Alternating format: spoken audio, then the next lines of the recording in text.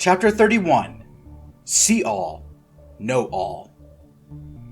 August 4th, 2086. The Levakian Sentry Array, Great Wastelands. The warship Ashoka and her escort fleet flew past the planet Ninigai and set a course for a distant object that shimmered in the golden starlight. At first glance, the object appeared to be a small moon, but closer inspection revealed it to be no moon. It was, in fact, a space station. The Levakian Sentry Array was the first megastructure built in the post-war era. Shaped somewhat like a mushroom, a tall and spindly superstructure descended down and away from a gargantuan metal dome. Inside this hemisphere was the intricate sensor array that granted the station its incredible ability. The owners of this station enjoyed real-time knowledge about the location and movements of any and all starships in the galaxy. The true size and scale of the Sentry Array was not apparent until the Ashoka drew close. The Higaran warship was the size of a small city, nearly 10 kilometers from stem to stern. Yet she was dwarfed by this station. The Sentry Array, if stood on its end, would have measured almost 700 kilometers tall, and at its widest, the sensor dome was about 200 across. The Ashoka docked with the Sentry Array, several boarding tunnels connecting the mothership at different points. On one of those boarding tunnels, a group of soldiers wearing the uniform of the Partogan Levakian Commonwealth greeted the pirate crew with weapons drawn. "You've got some guts coming here, Mihaka," a Levakian officer said. "You're a wanted woman on 12 Levakian planets." Unflinching, Hali put one hand into her cape and withdrew an official-looking envelope, handing it to the officer. "All the paperwork you need to see," she said coolly. The officer opened the envelope and found an official letter from the Ozcock's ambassador to Araki. In simple terms, it proclaimed Hali Mihaka to be a privateer of the Ozcock's diaspora under the direct command and diplomatic protection of Galactic Council Senator Eerabik, operating with the informed consent and written permission of the Governing Council of the Ozcock's diaspora. The same applies to her flagship, its escort fleet, and the crews of those vessels. All the Levakian could do was growl and sneer as he allowed Hali and her crew to board the Sentry Array. "Now everyone behave yourselves," Hali said to her crew in a sing-song voice. "We're here as their guests after all." While the pirates settled in to wait, Eerabik broke off from the group. With a little help from the Sentry Array crew, she moved the Progenitor Oracle deeper into one of the array's command centers. Here, Eerabik met the man she was looking for. Inside the command center, about 4 dozen employees of the Emerald Institute were hard at work.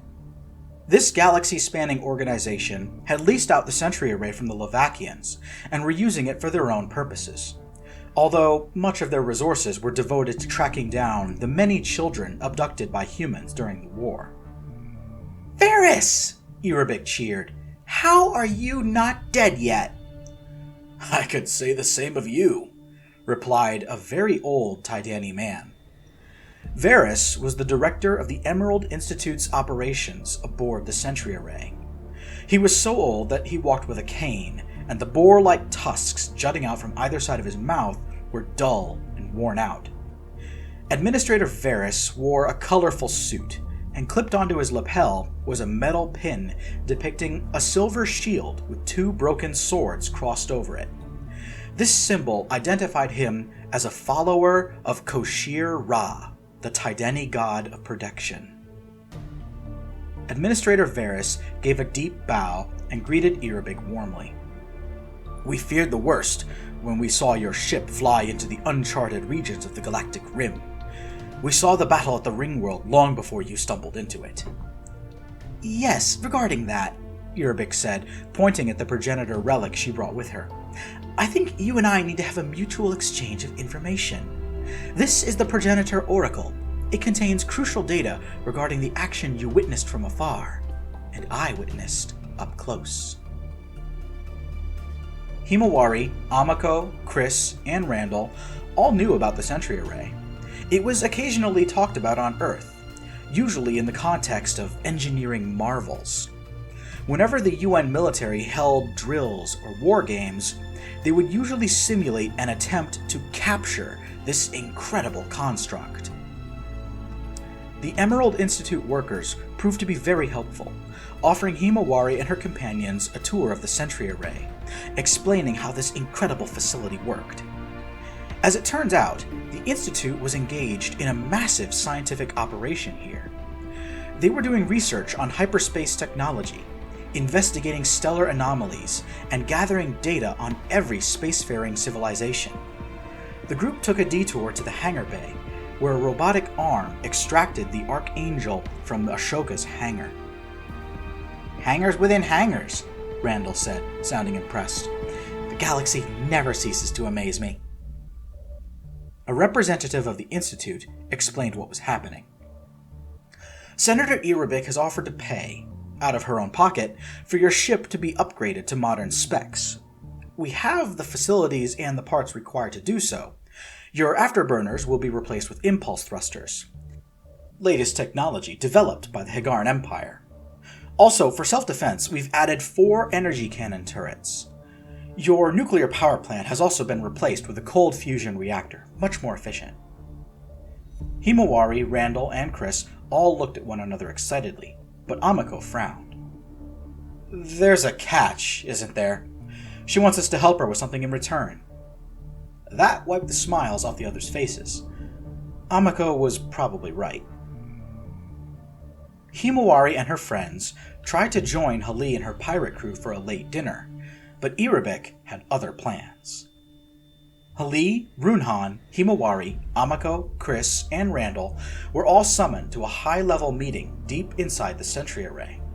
The conference room was located in the outer shell of the space station and featured a window that granted a spectacular view of the Garden of Kadesh, a bright red nebula in the center of the Great Wastelands. Eerabik and Administrator Varys were already there. The former was making some final adjustments to the Oracle, while the latter introduced himself to the newcomers. Once everybody was seated, Varys called the meeting to order. Amako looked around in confusion, wondering why the conference room was so quiet. Then he noticed that, with a few exceptions, all of the remaining attendees were holograms. The leaders of the Emerald Institute were scattered across the galaxy, and were using hyperwave relays to join the meeting via holoconference. "I apologize for dragging so many of you out of bed," Administrator Varys began, "but we have a situation that requires our immediate attention. To my left, you will see Senator Eerabik of the Galactic Council. Along with a crew of privateers she has recruited to the cause. She is the one who traveled to the uncharted quadrant of the Galactic Rim and observed the battle at the Ring. She is in possession of the Progenitor Oracle and claims the information it dispensed about the Ring and its attackers can be used to our advantage." Eerabik took the floor. One more time, she retold the story of her adventures aboard the Frenzied Claw and her encounter with the mysterious robot civilization in the Galactic Rim. "Just like yourselves, I can see a few different ways the so-called Baterra can be used to our advantage. An army of these machines can be brought up to replace the Mycor warforms our side lost on Amadio last month," Eerabik concluded. "Not to mention, the Mycor as a whole have become unreliable in recent months," Runhan chimed in. "We cannot rely on them to function in a moment of crisis." Eerabik gestured to the progenitor relic at the head of the table. Dozens of electrical cables snaked out of the ancient computer and ran underneath a door out of sight. "With some help from the Oracle, I have created several plans for making first contact with the Baterra and then recruiting them to our cause. Most of them are based on the same plan Partoga used to bring Earth into the Second Hyperspace War 50 years ago." "Yeah, the Partogans didn't really give us a choice," Randall commented.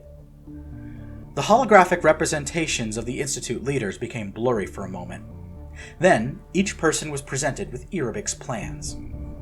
The group sat in nervous silence while the executives read through each briefing. Then, after a tense 5 minutes, one of the Institute leaders said, "Administrator Varys, please join us in the breakout room." The director stood up and walked into the next room, closing the door behind him. The holograms vanished, leaving Himawari, Runhan, and their companions alone in the conference room together. The Higarans, humans, and Partogans started to converse among themselves, wondering which of Eerabik's plans would be chosen. Eerabik herself did not join in. She remained stony-faced and silent, as though contemplating. Finally, about 10 minutes later, Administrator Varys returned, as did the holograms of the Institute leaders. A Tydani man faced Eerabik. This was someone she met before, the director of the Emerald Institute. He said, "Senator Eerabik, the executive board of the Emerald Institute has considered your proposals, and after deliberation, we have unanimously decided that we will not attempt to initiate first contact with the Baterra. There are too many unknowns to consider, along with the inherent hostility the Baterra showed to yourself. Furthermore, we have reason to believe you initiated this series of events while acting outside of your power and authority as a senator of the Galactic Council. Should this be true, the potential for political blowback for the Institute is too great. For these reasons, your proposals are summarily rejected." The 6 space travelers helped Eerabik remove the Oracle from the conference room. Truthfully, Eerabik did not need the help. Himawari was simply worried about her and wanted to see if the avian diplomat needed someone to console her. Loading the Oracle onto a cart and covering it with a sheet, Eerabik waited until Administrator Varys was out of sight. Then she quickly whirled around to face her companions. "I am going to make first contact with the Baterra," Eerabik said. "Come with me." This was not what anyone was expecting. Chris cocked his head to the side, as if unable to see Eerabik properly. "Excuse me?" Chris said. "I could have sworn the Institute just turned down your plan to do that." "Do you really think I put all my eggs in the same incubator?" Eerabik said. "I have other plans. I always have other plans. And if you want to see your homeworld be free from power-hungry xenophobes, you'll give me the deaf woman and her ship." Amako stepped between Himawari and Eerabik. His wife was very confused, but Randall quickly flashed a series of explanatory hand signals. Eerabik got behind the cart and started to push it down the hallway. "Follow me," she said. Amako, Chris, Randall, Himawari, Runhan, and Hali fell in behind Eerabik as the diplomat pushed the Oracle back towards the hangar containing the Ashoka. It was a very long walk, giving them plenty of time for conversation.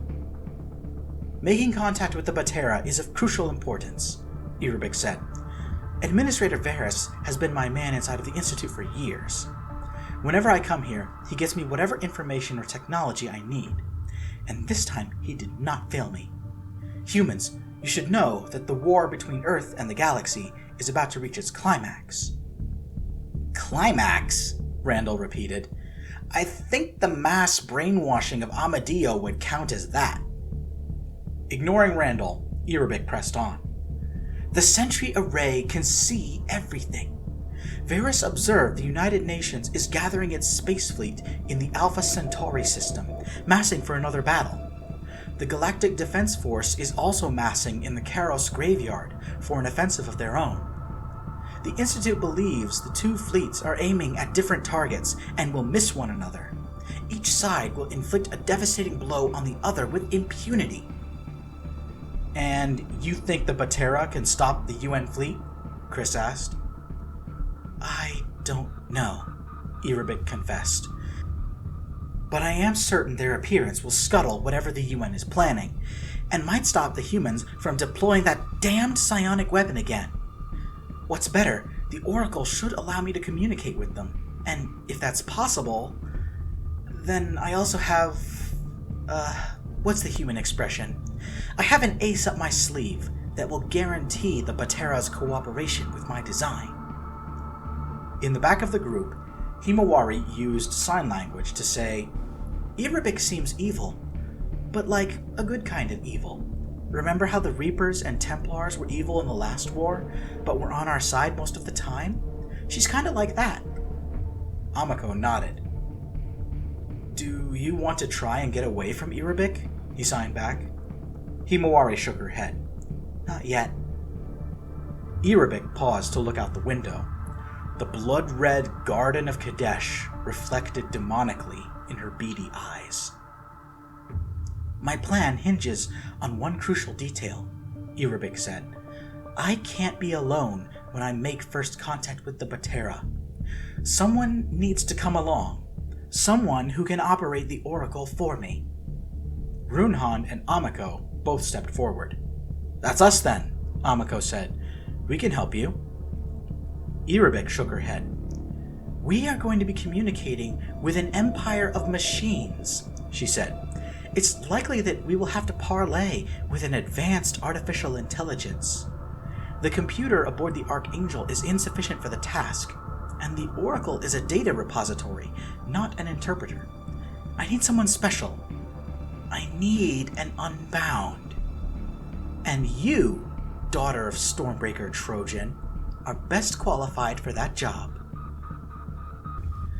As soon as Eerabik's words were translated into sign language, Himawari's mouth fell open.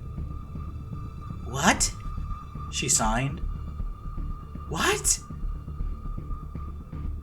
Unbound is a term that refers to a person who is physically integrated into their own starship, using their own brain as an organic computer core, and the ship itself became an extension of their own body. Some alien people, like the now extinct Bentusi, would spend their entire lives in space, and some of the galaxy's most well-known heroes were unbound, such as Karen Sajet, Aryak Soban, and Makara Ranjanui. For a brief moment in time, Jericho herself was an Unbound as well.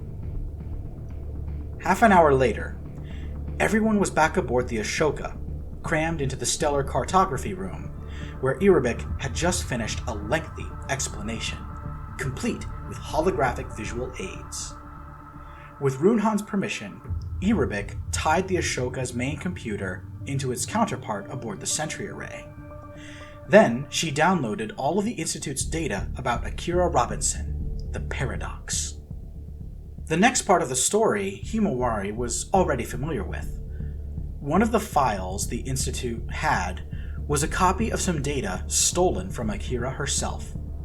Copied from the computer of Akira's time ship, it was information about the many alternate realities Akira passed through on her way to the present. "The Paradox created several new realities by messing with time," Eerabik said, "and she kept a record of them. By pure good fortune, these records were seized after her defeat in 2036. It's thanks to these documents that I know Himawari Robinson is best suited to be an Unbound. Look here." Himawari's mouth hung open as a holographic biography began to unfurl itself around her. It was a summary of her own life in an alternate timeline.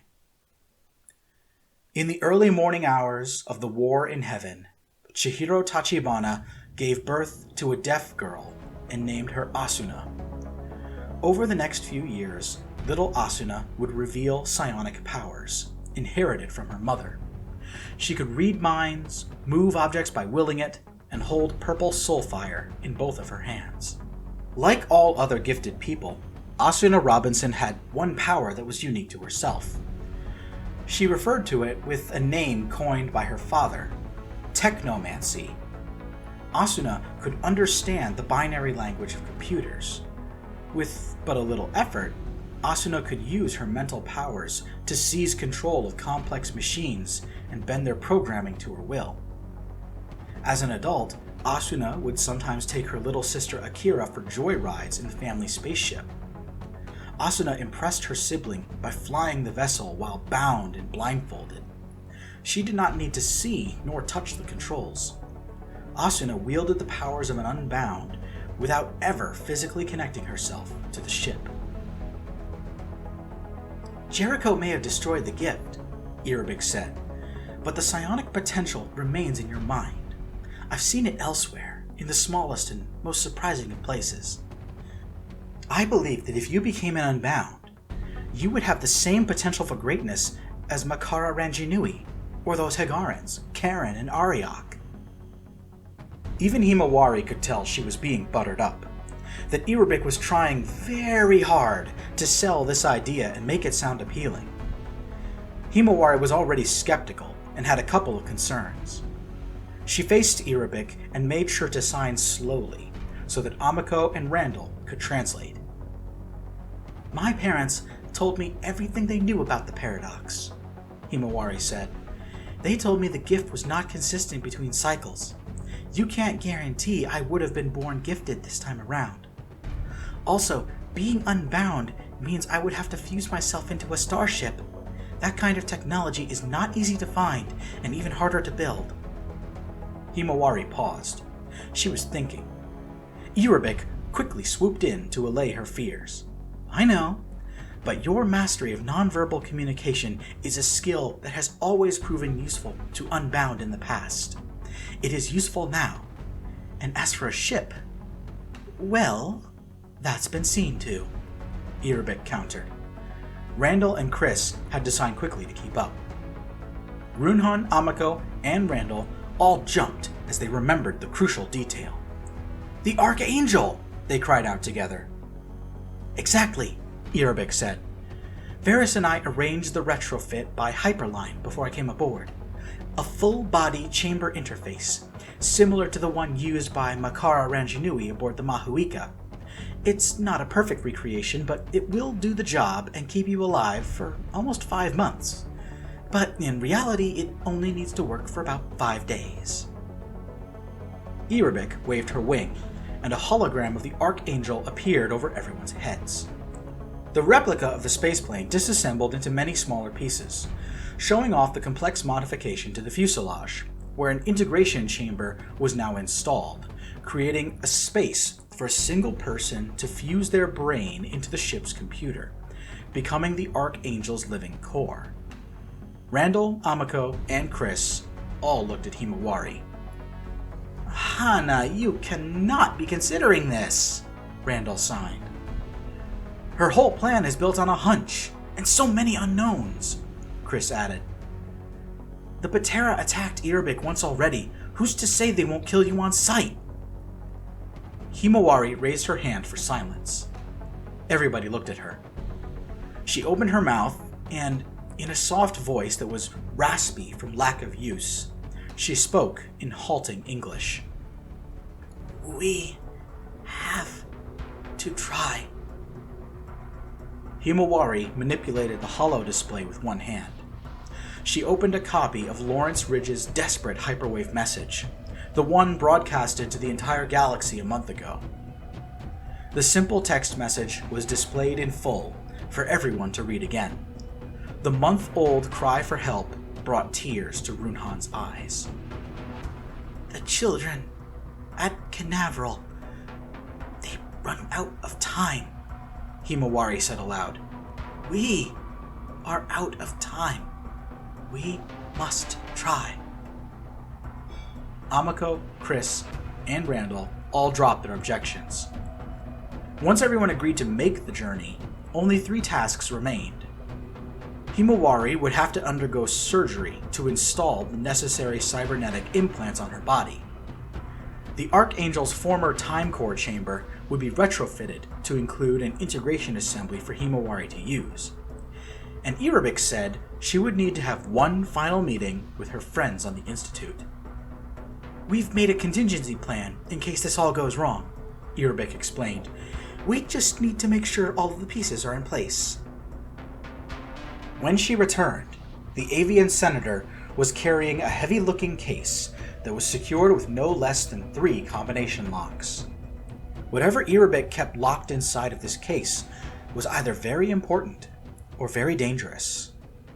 Or perhaps both. August 6th, 2086.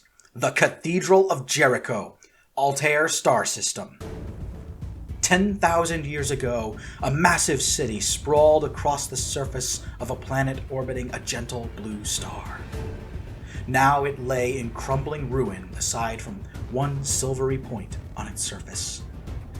The headquarters of the Cult of Jericho would have been a beautiful sight to behold amongst the ruins of this long-dead progenitor city. But not today. This morning, there was fire in the sky. Dozens of progeny starships fell out of orbit and into the atmosphere, their hulls pockmarked with impact markings. Starfighters burned up in the atmosphere like rocks in a meteor shower. Frigates were consumed in swirling white flames, while destroyers and carriers broke into pieces, scattering their remains across the heavens in a blazing display of carnage and destruction. While the progeny fleet met its doom, the victorious armada of the Galactic Defense Force loomed in the sky like a nightmare not fully realized. In the center of the fleet, an oversized starship could be seen clearly from the ground. It was a rounded vessel with 5 long and narrow arms that extended out and away from the body. It was a planet killer. Standing aboard this massive weapon, General McCavity overlooked the scene. He was impressed with the fleet's performance in battle. The progeny were defeated, and the GDF had taken very few casualties in turn. As soon as the planet killer settled into a kill-shot orbit above the Cathedral of Jericho, McCavity used the hyperwave relay to transmit a message to all remaining progeny and cult members on the surface. Attention humans, this is General McCavity of the Galactic Defense Force. Your fleet is lost, and we are now in a position to kill each and every person on the planet's surface. The Galactic Custodian is unwilling to shed innocent blood or destroy their homes. This is your opportunity to surrender without fear of reprisal or retribution. Surrender now, and there will be peace. General McCavity stepped away from the hyperwave, ordering a subordinate to keep an eye on it. Like any professional soldier, he would wait some time for the enemy to reply to his demand. Thinking to himself, McCavity decided that 6 hours would be enough time. He looked out the window to survey his fleet again, and then spotted something. A Higaran mothership had broken formation and was now flying alongside the wreckage of a progeny cruiser. As far as he knew, McCavity had never seen this ship before. McCavity quickly grabbed a lieutenant and ordered him to identify the strange vessel. "That's the Ashoka, sir." McCavity jumped. He knew that name. The Ashoka was a wanted pirate ship from Rotorua. Quickly, he moved to the hyperwave and hailed the Ashoka, demanding an immediate response. Speaking in an almost lazy tone, Halim Mihaka replied, "This is the Higaran warship Ashoka. We are a privateer acting under the authority of the Oscox diaspora.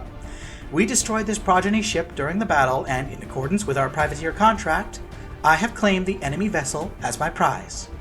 The ship and anything aboard belongs to me now, and if you have any issues, take it up with the Oscox. I'll send you a copy of my contract." General McCavity was so busy, staring dumbfounded at a copy of Halim's privateer contract, that he completely failed to notice a 50-year-old spaceplane undock from the Ashoka and disappear into hyperspace.